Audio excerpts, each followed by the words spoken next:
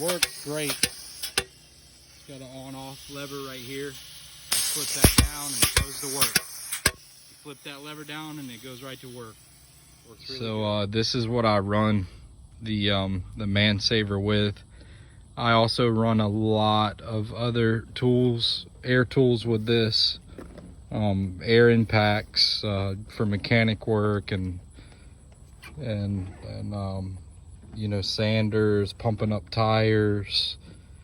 It works really great. It holds pressure at about 130 psi, and it'll kick on and off as the pressure builds. It's real simple. You just switch it on. It's just like a lawnmower, and then pull crank it. Of course, use your choke, but it works really good with that man saver.